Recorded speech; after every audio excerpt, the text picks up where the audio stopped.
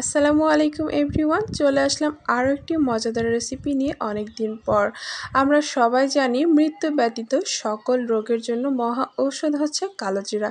আর এই কালোজিরাটা বিভিন্নভাবেই খাওয়া যায়, তার মধ্যে এর ভর্তাটা সবচেয়ে বেশি সুস্বাদু হয়ে থাকে। কালোজিরার এই ভর্তাটা দিয়ে ভাত খেলে মুখে রুচি ফিরিয়ে আনতে সাহায্য করে এবং সর্দি কাশি থেকেও মুক্তি মেলে। শুধু এই কালোজিরা ভর্তাটা থাকলে কিন্তু গরম ভাত খাওয়ার জন্য আর কোনো কিছুরই প্রয়োজন হয় না, যেমন সুস্বাদু তেমন উপকারীও। তো চলুন আজকে এই কালোজিরা ভর্তার সহজ একটা রেসিপি আমি শেয়ার করব। তো আশা করছি ভালো লাগবে। ভালো লাগলে লাইক দিয়ে চ্যানেল সাবস্ক্রাইব করে পাশে থাকার অনুরোধ রইল। প্রথমে 2 টেবিল চামচের মতো কালোজিরা ভালোভাবে পানি দিয়ে ধুয়ে পানিটা ঝরিয়ে নিয়েছি। এরপরে অল্প আঁচে কালোজিরাটা সুন্দর একটা ঘ্রাণ বের হওয়া পর্যন্ত ভেজে নিব। এরকম ঝরঝরে হয়ে সুন্দর একটা ঘ্রাণ চলে আসলে স্বাদমতো লবণ দিয়ে দিচ্ছি। লবণটা ভেজে নিলে স্বাস্থ্যের জন্য ভালো কাঁচা লবণ খাওয়ার থেকে। আর লবণটা একসঙ্গে ভেজে পাটায় বাটলে কিন্তু বাটাটাও সহজ হয়, খুব সহজেই কিন্তু কালোজিরাগুলো গুঁড়ো করা যায়। তো এরকমভাবে একটু ভেজে ঝরঝরে হয়ে আসলে আমি এগুলোকে পাটার উপরে ঢেলে নিচ্ছি।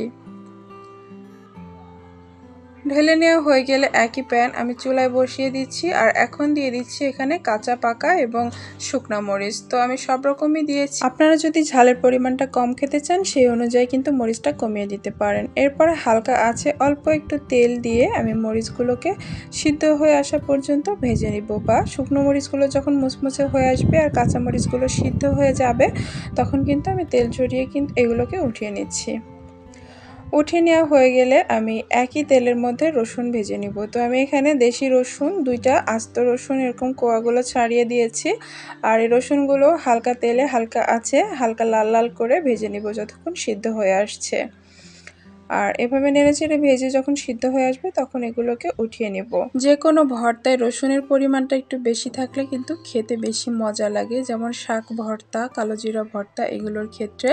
তো রসুনগুলো লালচে করে ভাজা হয়ে গেছে। এখন একটু বেশি করে আমি পেঁয়াজ ভেজে নিব।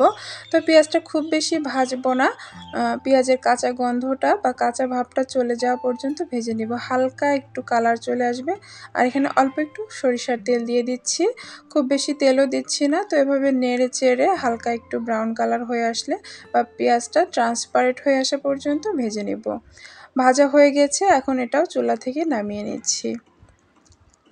নামিয়ে নেওয়া হয়ে গেলে এখন চলে যাব ভর্তাটা তৈরি করতে। তো প্রথমে পাটার উপরে যে কালোজিরা আর লবণটা ভেজে রেখেছিলাম সেটা খুব সুন্দর করে গুঁড়া করে নিব। যে কোনো জিনিস বাটার সময় একটু লবণ অ্যাড করলে দেখবেন খুব সহজেই সেটা বাটা যায় আর গুঁড়ো হয়ে যায়। তো মিহি করে বাটা হয়ে গেছে। বাটা হয়ে গেলে এখানে একে একে আমি মরিচ, পেঁয়াজ, রসুন সব কিছুই অ্যাড করব।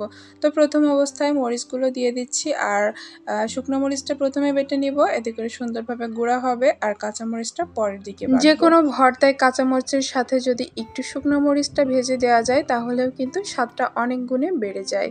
তো এই জন্যই আমি 2 রকম মরিচই এখানে অ্যাড করেছি।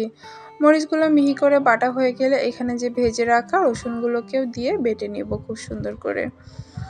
অনেক সময় দেখা যায় যে কয়েকদিন জ্বর থাকার ফলে মুখে রুচি চলে যায়, তো সেই ক্ষেত্রে কিছুই খেতে ভালো লাগে না। সেই ক্ষেত্রে এরকম একটা ভর্তা থাকলে কিন্তু আর কোনো কিছুই লাগে না এক প্লেট গরম ভাত খাওয়ার জন্য।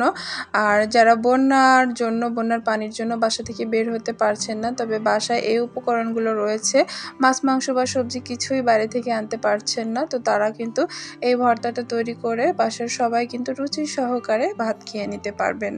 রসুনটা বাটার পরে কিন্তু ভেজে রাখা পেঁয়াজটাও আমি আধা বাটা করে নিলাম। এরপরে সব কিছু একত্রে খুব ভালোভাবে মিশিয়ে নিচ্ছি।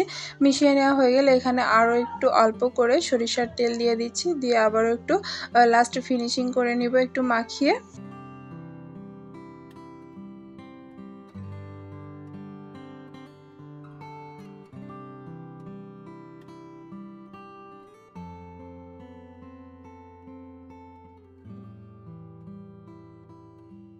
আমার কালো জিরার ভর্তাটা কিন্তু একদম রেডি। এটা দেখতেও যেমন আকর্ষণীয় আর খেতেও কিন্তু ভীষণ মজার।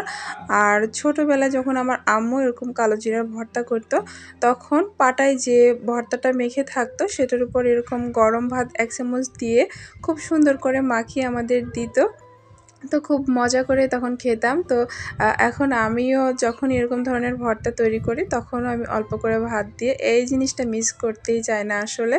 আর এভাবে কে কে খেয়েছেন অবশ্যই কমেন্টে জানাবেন। পাটার উপর ভাত মাখিয়ে আমার কিন্তু ভীষণ ভালো লাগে। তো মাখিয়ে নিলাম, এরপরে আমি আরও একটু অল্প করে ভর্তা নিয়ে নিচ্ছি। আর এই ভর্তাটা কিন্তু অল্প একটু হলেই কিন্তু 1 প্লেট ভাত খাওয়া হয়ে যায়, যেহেতু ঝাল থাকে আর ভীষণ মজার হয়ে থাকে। আজকের এই ভর্তা রেসিপিটা কিন্তু ভীষণ সুস্বাদু ছিল, অবশ্যই ট্রাই করবেন। আপনাদের কাছে রেসিপিটি কেমন লেগেছে সেটা অবশ্যই জানাতে ভুলবেন না। ভালো লাগলে একটি লাইক করবেন, আর আমার চ্যানেলটি সাবস্ক্রাইব করা না থাকলে প্লিজ সাবস্ক্রাইব করে পাশে থাকার অনুরোধ রইল। আজকের মতো এখানে বিদায় নিচ্ছি। আল্লাহ হাফেজ।